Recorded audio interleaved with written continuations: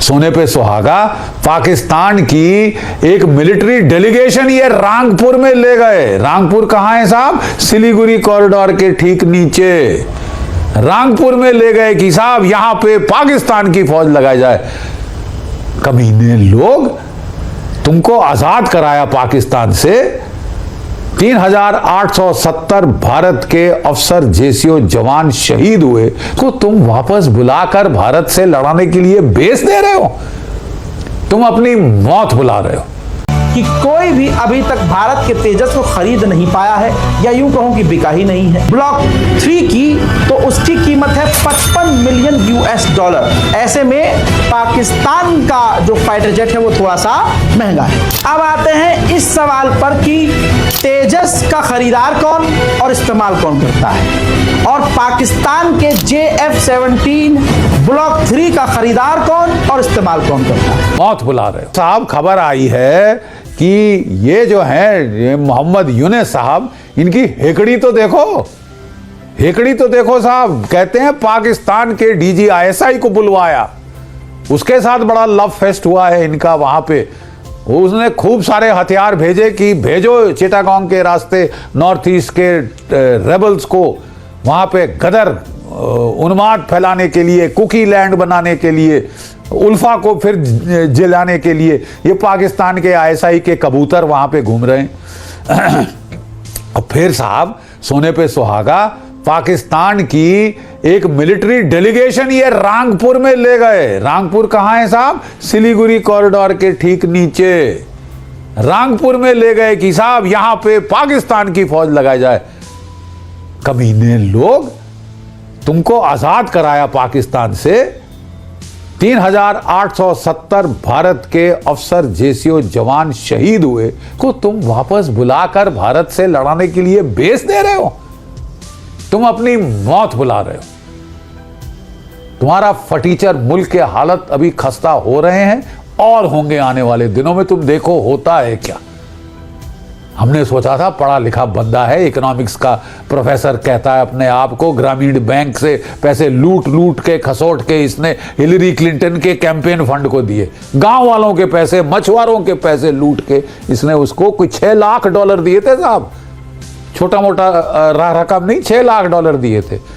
और उसके इसको जो प्राइज दिया गया, रिवॉर्ड दिया गया कि तेरे को पैराशूट किया वॉशिंगटन से, जा तू रहनुमा बन जा बांग्लादेश का, और जिहाद फैला वहां पे, जिहादियों को वापस ला। ठीक है, ये जो कट्टरपंथी कुत्तों को वापस सड़कों पे ले आ। ठीक है, गदर फैला वहां पे। अब साहब जरा खबर सुन लीजिए। खबर आई है और काफी ठोस खबर है कि इसकी जो सरकार के टॉप क्लास सामने, क्या ये जो मोहम्मद यूनिस ये भागने वाला है? इसने ISI के जरिए जो रोहिंग्या रेफ्यूजीज हैं उनको हथियार देने शुरू किए हैं, ट्रेनिंग शुरू करवाई है ISI से, ताकि वो वापस राखिनिये में जाएं, वहां के बौद्ध और हिंदुओं और क्रिश्चियंस का कत्ल करें, उनकी औरतों का बलात्कार करें, रेप करें, और जो अराकान नेशनल आर्मी है उसको आड़े हाथ लें। इसके पहले आप ऐसा कर सके, अराकान नेशनल आर्मी आप पे चढ़ जाए। चढ़े होंगे तो कोई बड़ी हैरत की बात नहीं होगी।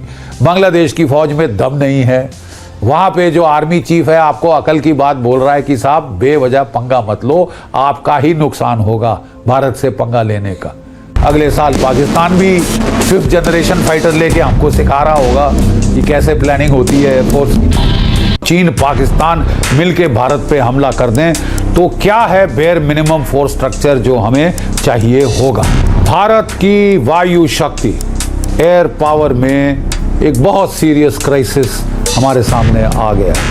1962 के युद्ध के बाद अंदाज लगाया गया कि 2 फ्रंट वॉर से निपटने के लिए, यानी collusive threat from China and Pakistan, अगर दोनों, आज साहब जनाब आप 3 फ्रंट सिचुएशन में, 3 front situation, China, Pakistan, Bangladesh, और 3.5 आपका इंटरनल फ्रंट, आपके माओइस्ट।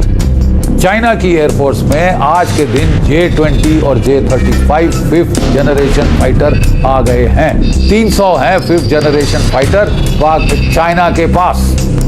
और कोई 2030 तक उनके पास 1000 5th जनरेशन फाइटर होंगे।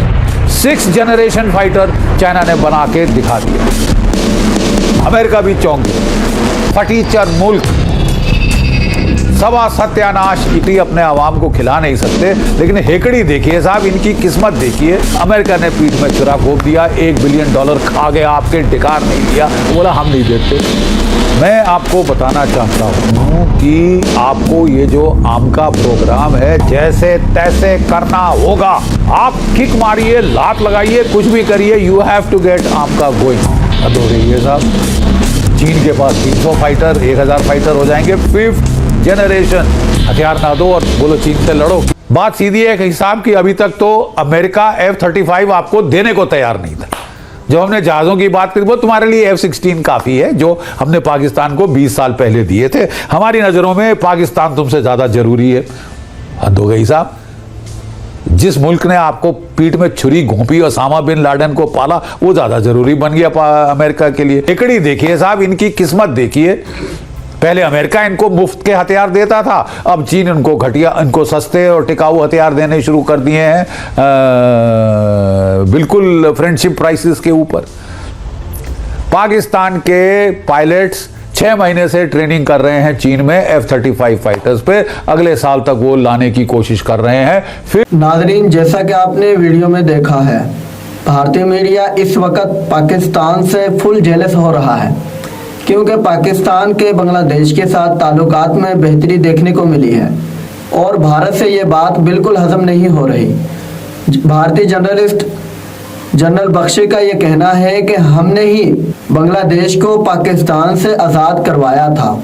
हमारे मुतअद्दिद नौजवान बांग्लादेश को पाकिस्तान से आज़ादी दिलवाने में मारे गए और अब कंगाल मुल्क जिसके पास कुछ भी नहीं है वो हमें धमकाने के लिए पाकिस्तान के साथ हाथ मिला रहा है।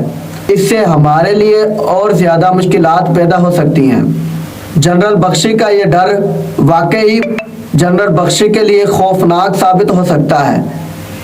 अकेला जनरल बख्शी नहीं बल्कि पूरे भारत के लिए पाकिस्तान एक डरावना ख्वाब बनकर पेश आ सकता है। पाकिस्तान का नाम किसी भी कंट्री में कहीं भी लिया जाए तो भारत की नींदें उड़ जाती हैं।